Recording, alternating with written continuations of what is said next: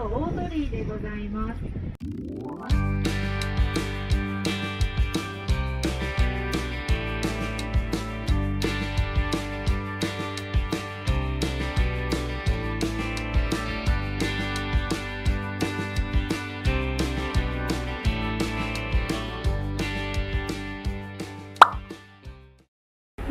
だからスカイダッチで1時間乗って福岡が素敵な。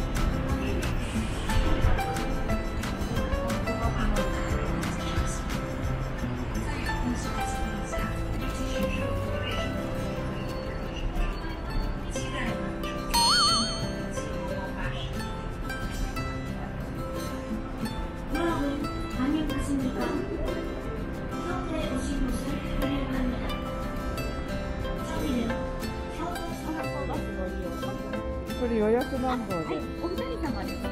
乗せらせてもらっていいですか。はい。はい。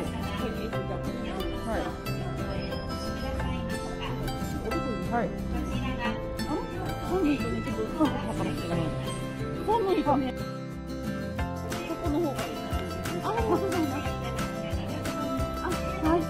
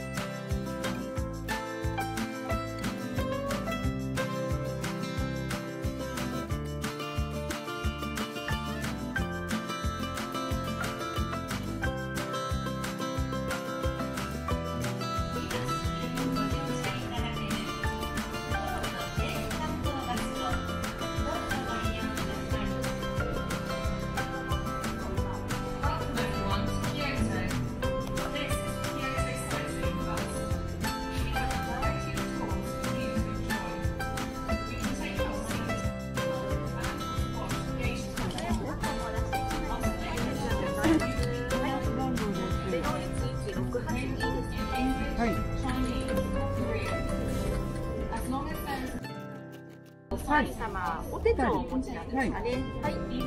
カードで払えますか？大丈夫です。こちら確認できましたので。はい。はい。じゃあお二人様です。好，欢迎来到金湖，这里是金湖电气观光巴士，我们为您安排了多样的观光行程，带您游览金湖的寺庙或欣赏古迹的表演。另外，我们也提供部分行程，在巴士站内装有英文、中文和韩文的语音介绍系统。在不急的情况下，即使只有1位数的出発10時ちょうどに指定席、乗り場は横の1番の乗り場、出発の10分前にお越しください。ありがとうございます。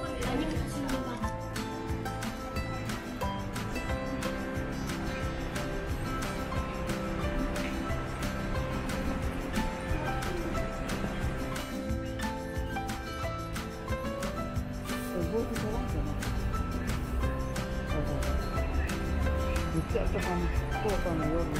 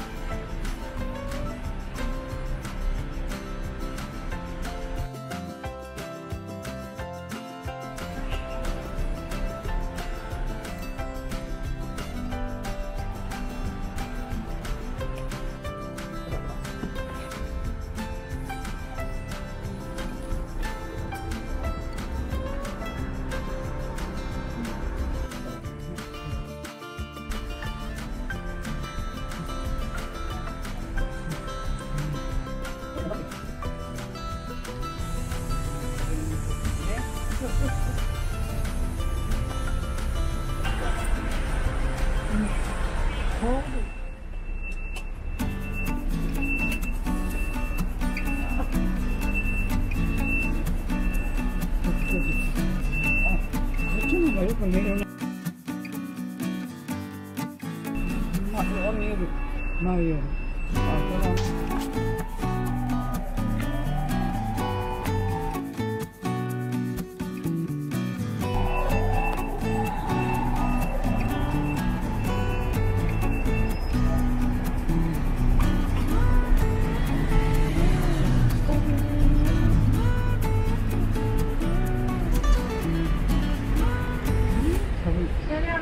改めましておはようございます。本日は京都定期観光バススカイバス京都にご乗車いただきまして誠にありがとうございます。弊社では感染症対策といたしまして毎朝検温にて乗務員の体調管理を行っております。業務中はマスク着用のためお聞き苦しい点があるかと思いますがご了承くださいませ。またバスの車内には抗菌抗ウイルスのコーティングがしてあり光が当たることによって非ウイルスを分解としますが人体には無害でございます。またお客様におかれましても乗車中はマスク着用のご協力よろしくお願いいたします。それではこれより約1時間ではございますが皆様の旅のお供を見せていただきます乗務員を紹介いたします。まず皆様から姿は全く見えておりませんが下でハンドルを担当いたしますのは明星観光バスのそしてアテンドは私と申します。私はまだまだ未熟者ではございますが一生懸命ご案内いたしますので運転士ともどもどうぞよろしくお願いいたします。ありがとうございます。このバスご覧のように屋根がございません。途中強い風が吹き込んでまいりますので飛びやすいお手荷物お帽子にはお気をつけくださいませ。また途中祇園のバス停で降車可能となっておりますので近づいてまいりましたらもう一度ご案内させていただきます。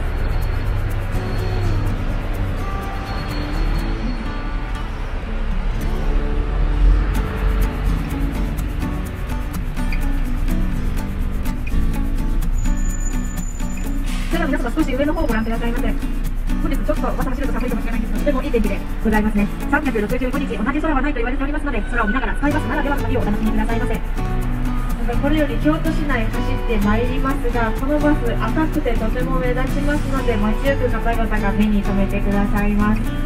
その際は皆様アイドルになった気分でファンサービスをよろしくお願いいたします。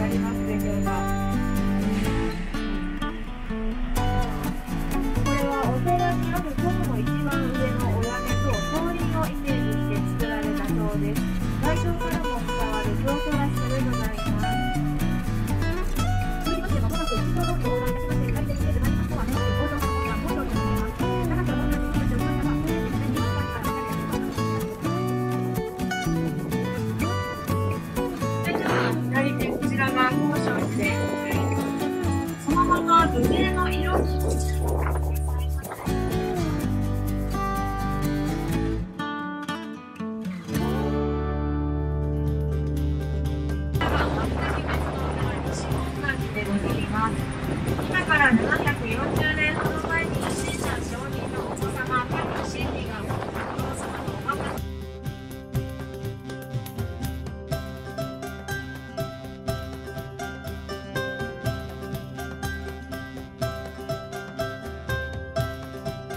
そして左手角こちらの木製の建物を太鼓楼と申しまして1865年に新選組がこの太鼓楼と北修理所にから移り住みました。なぜなら今回には長州藩と深い縁があり幕末のありがとうございます。行ってきます。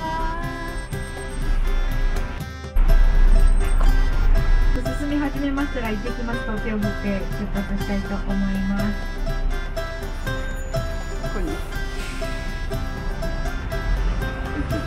ありがとうございます。差し掛かってまいりました交差点は森川五条の交差点でございます。360度横断歩道橋に囲まれているという珍しい交差点でございます。ぜひ首をぐるっと回してご覧くださいませ。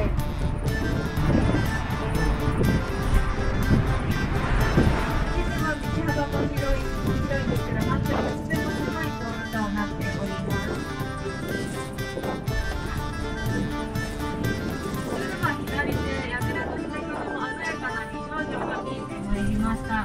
左手角にご覧いただいておりますのは東南隅櫓でございます。昔二条城には四隅に櫓がございましたが今はこの東南隅櫓と西南隅櫓のみが残るだけでございます。続きままして見えております御門は二条城の正門で東大手門と申します。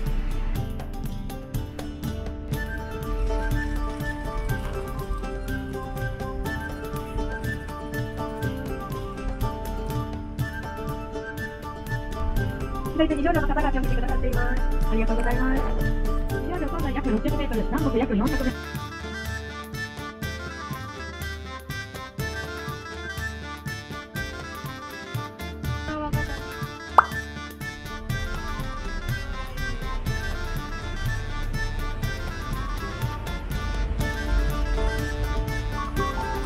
それでは左手、こちらが大丸ビラでございます。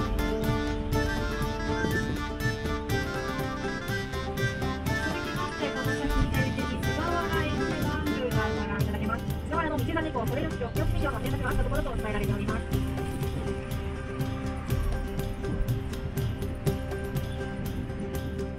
それでは左手、こちらが菅原院天満宮でございます。この辺り左手に見えてくるもの続きますが、この先左手に護王神社がございます。護王神社は足利の守護神として信仰されています。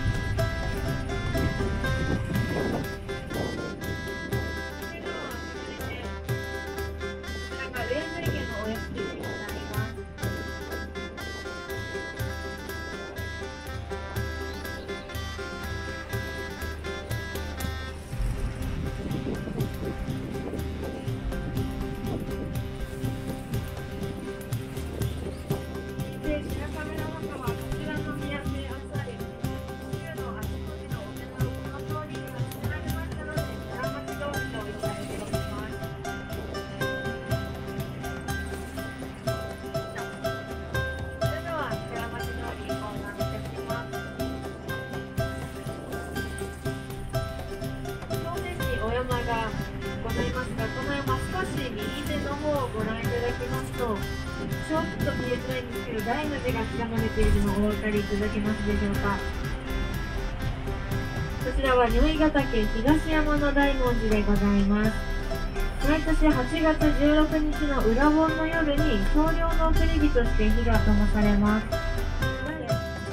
一筋の川が流れており、左が河上の名に茂ると書いて鴨川、右が坂野川でございます。この一筋の川はこの鴨大橋の下で合流し、鳥の鴨と字を改め、右手一筋の川となって南の方へ流れております。また、この川に挟まれております真ん中の森を忠須の森と申しまして、北側に玉酔姫の御事と鴨竹つむりの御事を王朝時代さながらに、鴨の鼓みをのどかに行列する様は誠に優雅でございます。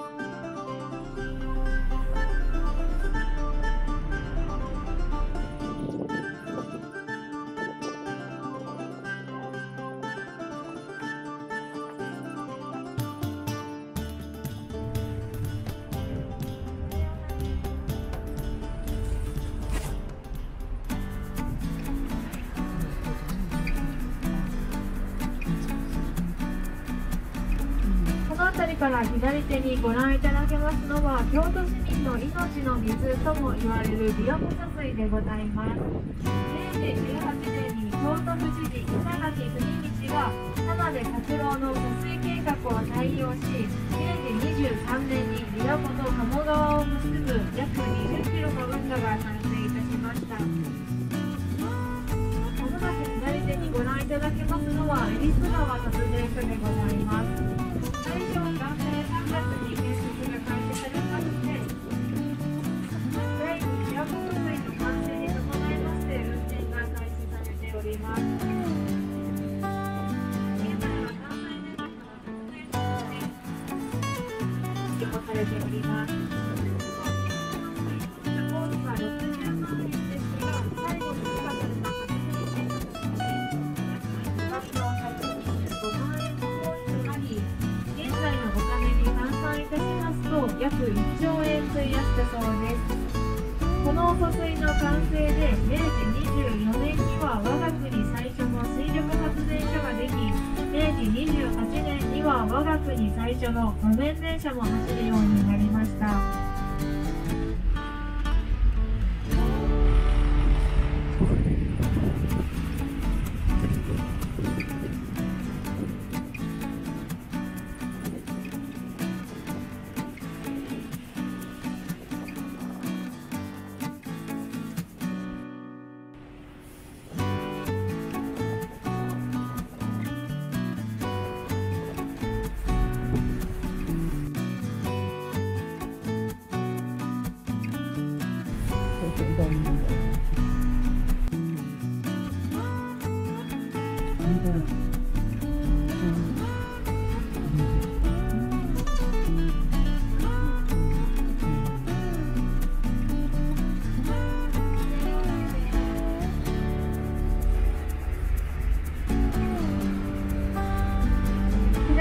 ご覧いただけますのは2016年1月にリニューアルオープンいたしましたロームシアター京都でございます。反対右手を都別市と申しまして、京都市の成人式などが行われているところでございます。バスが右に曲がりますが、皆様は左奥をご覧くださいませ。平安神宮の応天門がご覧いただけます。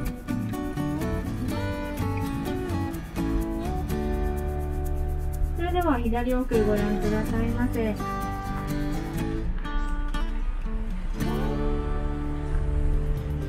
そのまま正面をご覧いただきますと、こちらは平安神宮の大鳥居でございます。大鳥居くぐります際、ぜひ上の方をご覧くださいませ。高さ約24メートル、柱と柱の幅約18メートル、後ろの直径約3メートル。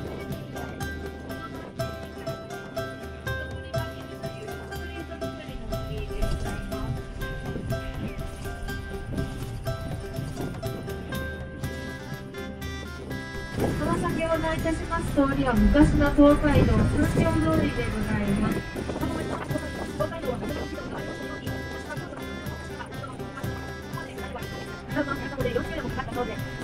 下にいる大名行列から釣り分け荷物に参加型、先は道連れ、要は情けと龍馬たっぷりのエジさん、北さんの水谷毛など昔物語も懐かしい街道でございます。まもなく左手に天台宗の少年院門跡がご覧いただけます。それでは左手、こちらが少年院門跡でございます。ご覧いただけます大クスノキは親鸞上人お手植えのクスノキでございまして、樹齢約800年でございます。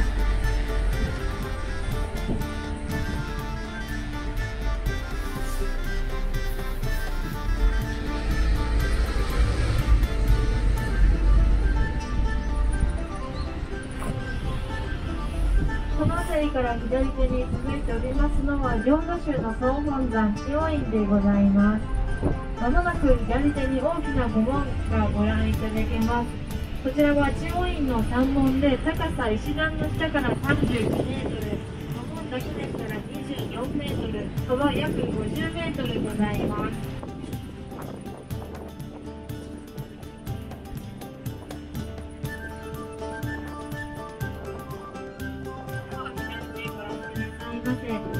また上にかけられております額には霊源天皇の筆によってこのお寺の参道花鳥山と書かれております。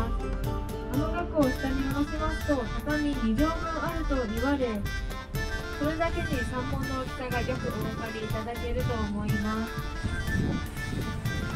それでは間もなく日本のご指定に到着いたします。降りられる方いらっしゃいましたら手を挙げてください。大丈夫ですか？はい、それではそのまま進めさせていただきます。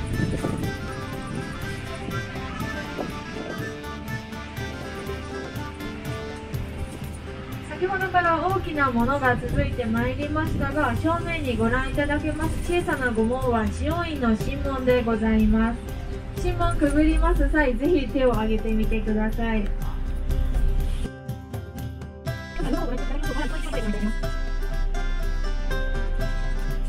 神門をくぐりましてバスは左に曲がりますが、反対右手の方に参りますと京都大学学がございます。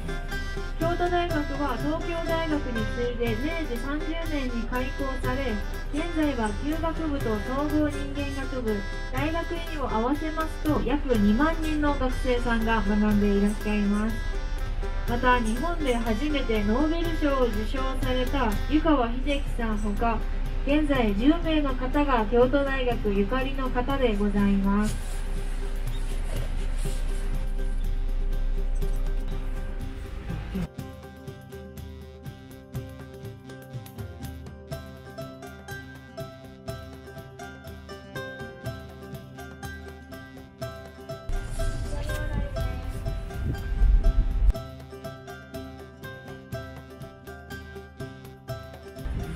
バスは東大路通りに出てまいりました。右手前方に絵の描かれたビルが見えてまいりました。右手こちらは日本会館でございます。2階には2011年5月に吉本興業が開場した吉本祇園花月がございます。また京都五花街の一つ祇園東のかぶれん場もこちらにございます。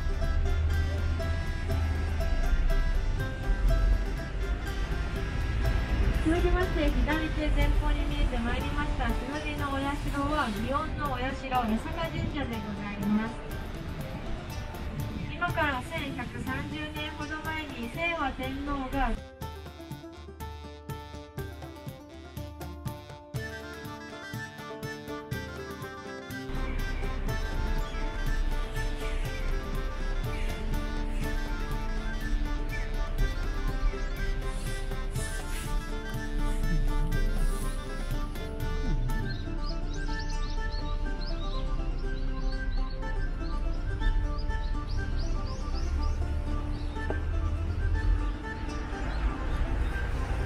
それでは左手、こちらが八坂神社でございます。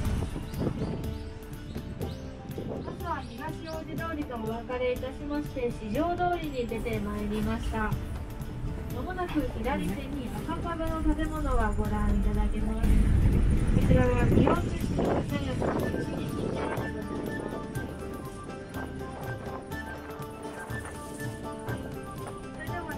こちらが一日亭でございます。祇園の中でも最も由緒あるお茶屋の一つで、大石倉持が大石本川線や大坪橋道、西郷隆盛も出入りをしていると言われる場所でございます。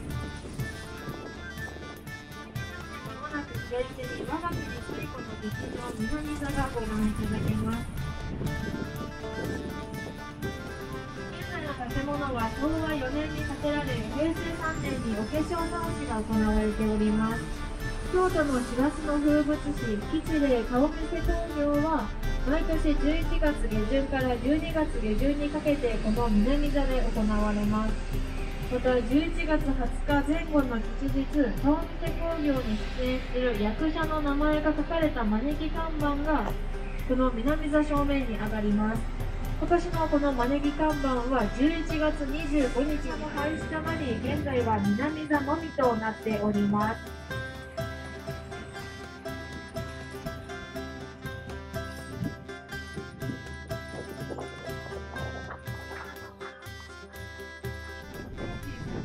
一人の川魚業者が東屋を創業し、彼の名を田中鶴三郎と申しました。けれども今はご覧のようにさらさらと優しい姿で京都の街を流れております。この度最後の鴨川の景色でございます。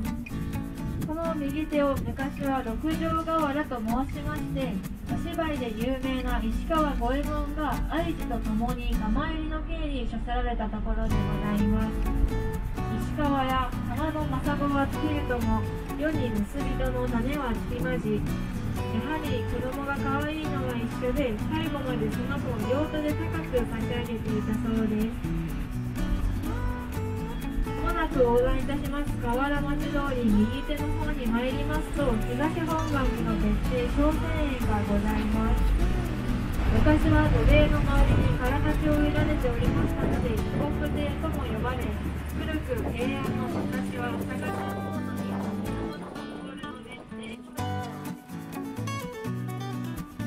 左手に京都タワーがが見えてまいりました。まもなく京都タワーの真下を通ってまいります。その先バスは左に曲がりますが、右手にご覧いただきます大きなお寺は東本願寺でございます。正しくは信州本廟と申します。本願寺は元は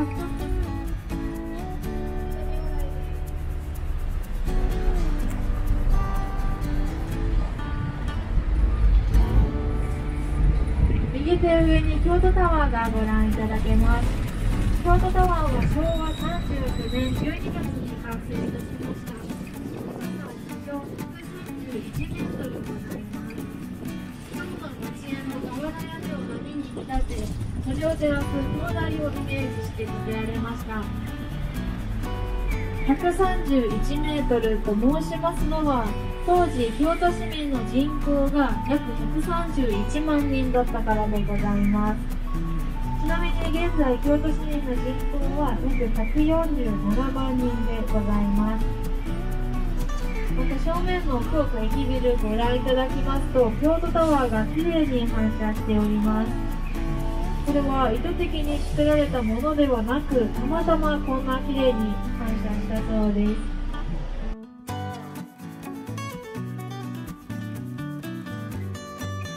それでは右手上の方をご覧くださいませ。京都タワーとお別れしたいと思います。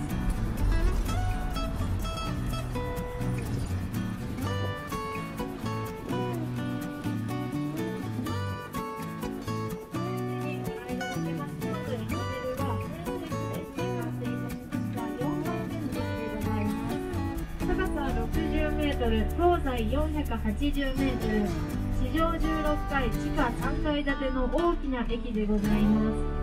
また建物の東と西は地上45メートルの空中経路で結ばれており、京都の景観が楽しめるようになっております。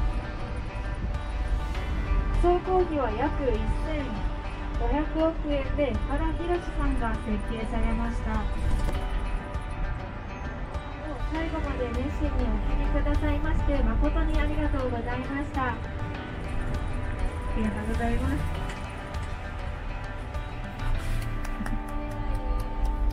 ありがとうございます。降車の際にポストカードを、スカイバスのポストカードをお配りさせていただいておりまして、このポストカードに QR コードがついております。その QR コードを読み取っていただきますとアンケートになっておりますので、アンケートのご協力よろしくお願いいたします。それでは最後に皆様と京都弁でお別れしたいと思います。よろしかったらご唱和の方よろしくお願いいたします。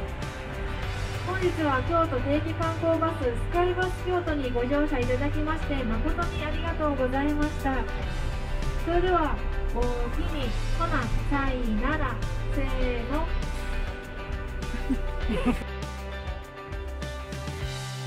おきにありがとうございました。バスが完全に停車するまで今しばらくお待ちくださいませ。またお降りの際はお忘れ物がございませんようお気をつけください。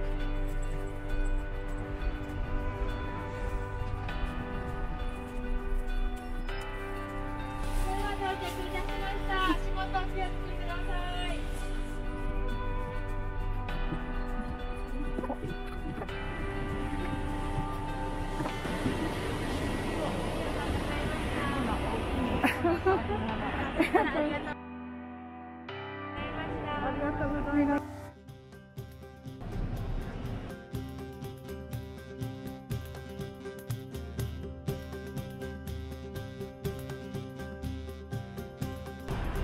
グルテルで